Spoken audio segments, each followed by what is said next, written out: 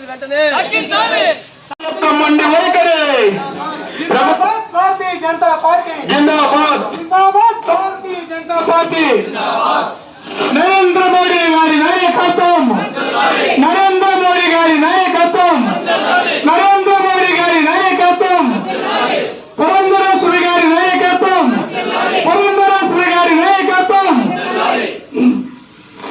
పెంచిన విద్యుత్ బిల్లులు వెంటనే పెంచిన విద్యుత్ ఛార్జీలు వెంటనే పెంచిన విద్యుత్ ఛార్జీలు వెంటనే భారత్ మాతా కి మాతరం మాతరం మాతరం మాతరం చంద్రప్ప గారి నాయకత్వం జిల్లా అధ్యక్షులు చంద్రప్ప గారి నాయకత్వం చంద్రప్ప గారి నాయకత్వం ఎస్ఎస్ఆర్ నాయుడు గారి నాయకత్వం ఎస్ఎస్ఆర్ నాయుడు గారి నాయకత్వం ఎస్ఎస్ఆర్ నాయుడు గారి నాయకత్వం పెంచిన విద్యుత్ ఛార్జీలు వెంటనే భారత్ మాతా కి మాతరం మాతరం మాతరం మాతరం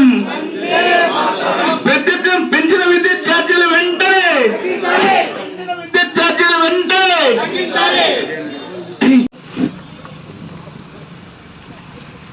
ధన్యవాదములు. ఈరోజు ముఖ్యంగా మనకి రాష్ట్ర అధ్యక్షురాలు శ్రీమతి పురంధేశ్వరి గారు ప్రజల యొక్క సమస్యల మీద నిరసన తెలియజేయాల్సిందిగా, ప్రత్యేకించి అతి సాధారణమైనటువంటి బడుగు బలహీన వర్గాలు చిన్న సైజు కార్మికులతో సహా ప్రతి ఒక్కరిని దోచుకుంటున్నటువంటి ప్రభుత్వం ఏదైనా ఉందంటే అది ఇప్పుడు వైసీపీ ప్రభుత్వం. ఎందుకు ఇలా జరుగుతుంది? ఆ రోజు ముఖ్యమంత్రిగా ప్రమాణ స్వీకారం చేసిన రోజు ముఖ్యమంత్రి గారు చెప్పారు, రాబో 6 నెలల్లో ఈ రోజు నుంచి అంటే ప్రమాణ స్వీకారం చేసినప్పటి నుంచి 6 నెలల్లో నేను ఈ రాష్ట్రానికి ఒక మంచి ముఖ్యమంత్రి అని పేరు తెచ్చుకుంటానన్నారు. కానీ ప్రజలంతా ఎదురు చూస్తున్నారు ఎప్పుడు అది ఆ రోజు వస్తుందా అని. కానీ ఈ లోపు రకరకాలైనటువంటి దోపిడీ జరుగుతుంది, దోచుకోవడం జరుగుతుంది, మోసాలకు గురవుతున్నారు. ఇక్కడ జరుగుతున్నటువంటి ఈ రోజు మేము వచ్చిన ఈ ప్రత్యేకమైన కార్యక్రమము విద్యుత్ ఛార్జీల మీద అప్పుడు చెప్పినది ఏంటి, ఇప్పుడు జరుగుతున్నది ఏంటి. కనీసము 8 సార్లు ఇప్పటి వరకు 4.5 సంవత్సరంలో 8 సార్లు పెంచడం జరిగింది. 2 నుంచి 3 సార్లు 3 రెట్లు 2 నుంచి 3 రెట్లు కరెంటు ఛార్జీలు పెరిగాయి. ట్రూ అప్ ఛార్జీలు అని ఒకటి అదనంగా వేస్తున్నారు, ఎప్పుడో బకాయిలు అని చెప్పి వసూలు చేస్తున్నారు. అంతేకాకుండా మనం కనుక ఒక్కసారి పోల్చుకున్నట్లయితే ఈ రాష్ట్రమే కాకుండా పక్క రాష్ట్రం తమిళనాడు కావచ్చు, ఇంకొక రాష్ట్రం మనకు సమీపంలో ఉన్న రాష్ట్రం బెంగళూరు అంటే కర్ణాటక కావచ్చు, అక్కడ కూడా మన బీజేపీ ఇతర పార్టీలు పరిపాలిస్తున్నాయి. కానీ అక్కడ కూడా ఇంత దారుణమైనటువంటి పరిస్థితి లేదు, ఇంత ఎక్కువ బాధుడు లేదు. అంతకుముందు ఆయన చెప్పేవాడు, తను పాదయాత్రలో వెళ్ళినప్పుడు బాధుడు అన్నాడు. ఇప్పుడు అది ఏమైతే ఆయన అన్నాడో అది ఇప్పుడు చేసి చూపిస్తున్నాడు. అప్పుడు ఏం చేశారో మనకు తెలియదు, కానీ అప్పుడు చేసింది ఒక ఎత్తు అయితే ఇప్పుడు 4 రెట్లుగా చేసి చూపిస్తున్నారు.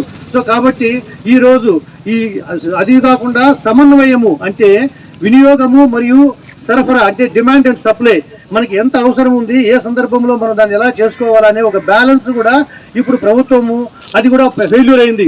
ఎందుకంటే ఇప్పుడు మనకి డిమాండ్ వర్షాకాలం ఏమవుతుంది, ఎండాకాలంలో ఎలా ఉంటుంది, ఏ రకమైన థర్మల్ విద్యుత్ ఎప్పుడు తీసుకోవాలి, ఎప్పుడు మనకి సోలార్ విద్యుత్ తీసుకోవాలి అనే విషయాల్ని కూడా అవగాహన లోపం వలన సరిగా మేనేజ్ చేయలేకపోవడం వలన ఈరోజు ఈ సంస్థలు ఏవైతే ఉన్నాయో ప్రభుత్వ రంగ సంస్థలన్నీ కూడా అప్పుల ఊబిలో కూరుకుపోతున్నాయి.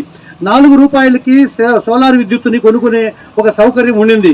కానీ దాన్ని ఈ ప్రభుత్వం రాగానే యూనిట్ 4 రూపాయలు అనే దాన్ని బంద్ చేసి దాన్ని పూర్తిగా విస్మరించారు. ఆ తర్వాత కొన్ని సంవత్సరాల తర్వాత మళ్ళీ దాన్ని రివైవ్ చేసి ఇప్పుడు మళ్ళీ అదే విద్యుత్తుని 26 రూపాయలు చొప్పున అటు సోలార్ వదిలి పక్క ప్రైవేట్ దగ్గర నుంచి 26 రూపాయలు యూనిట్కి కొంటున్నారు. అంటే ఎంత నష్టం జరుగుతుందో ఈ సంస్థలకి, అంటే ఈ విద్యుత్ సంస్థలకి నష్టం జరుగుతుంది, ప్రజలకి నష్టం జరుగుతుంది, రాష్ట్రానికి దోపిడీ జరుగుతుంది. ఈ డబ్బులంతా ఎక్కడికి వెళ్తున్నాయి? దీని మీద కూడా ఒక అవినీతి ఉందని చెప్పి భారతీయ జనతా పార్టీ ఆరోపిస్తుంది.